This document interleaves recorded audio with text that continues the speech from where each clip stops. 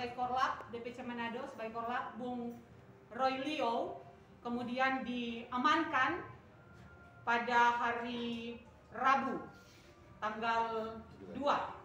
Diamankan lalu kemudian mendapat tindakan, orang bilang tindakan represif dari aparat, dari kepolisian.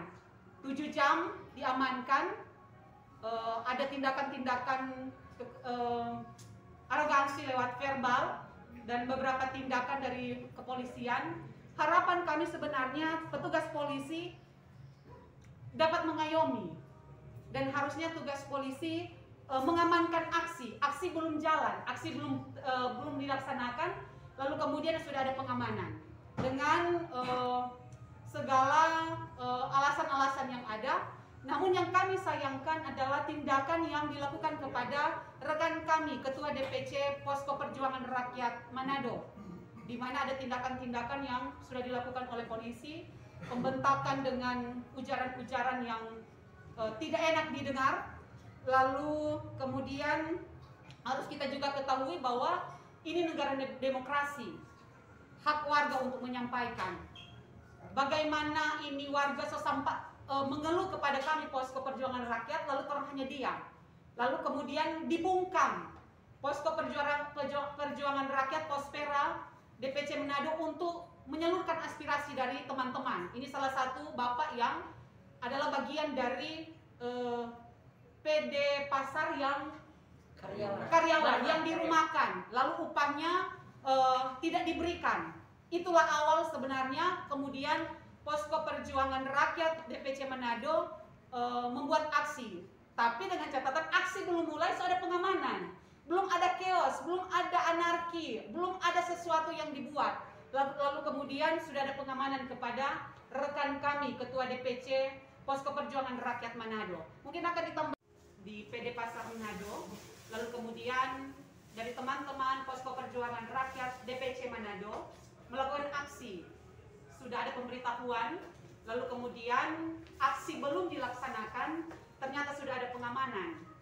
Padahal kita tahu bersama bahwa keputusan Mendagri boleh melaksanakan kegiatan 50%, dan yang datang waktu itu hanya sekitar 20 orang dari para pekerja dan teman-teman DPC Pospera Manado, teman-teman dari korban karyawan dan pensiunan yang meminta hak upah. Pemukulan dari aparat polisi. Ya, penghinaan. Dan juga supaya orang bilang kalau istilah Manado dibanting, diseret dan di kata-kata kasar. Banting. Ya, kata Karyawan PD Pasar yang dirumahkan sejak bulan Agustus 2021 sampai saat ini. Selama dirumahkan kami tidak mendapat uang ULP atau apa-apa. Kemudian yang kami melaporkan mohon bantuan dari para pengacara, yaitu gaji kami yang kalau saya bulan Februari, Maret, April, setengah bulan Mei dan setengah bulan Agustus tahun 2021 tidak dibayarkan. Hingga kami melaksanakan mediasi ke PD Pasar, mereka suruh menghadap ke pengacara dan sudah terjadi tawar-menawar untuk bayar pesangon. Tapi sampai saat ini tidak ada kejelasan, sehingga kami tindakan selanjutnya melapor ke Dinas Kerja Kota Manado. Sudah terjadi pemanggilan pertama, tapi PD Pasar tidak hadir. Yang kami sayangkan, dalam gaji kami sudah dipotong uang BPJS Tenaga Kerja. Uang BPJS Tenaga Kerja dipotong di gaji kami, dan saya sudah mengecek langsung ke BPJS Tenaga Kerja, ternyata memang tidak disetor sama sekali oleh direksi PD Pasar. Sejak kapan?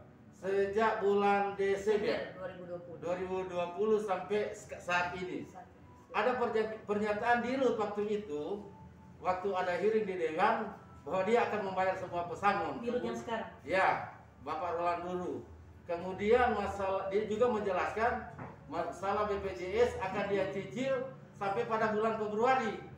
Dia akan cicil pelan-pelan sampai lunas bulan Februari.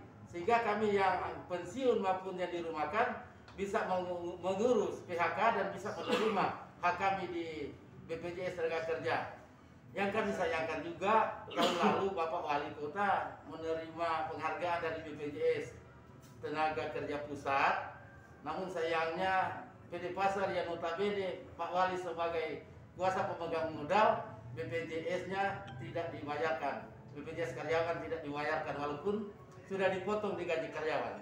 Demikian. Pak, kalau boleh tahu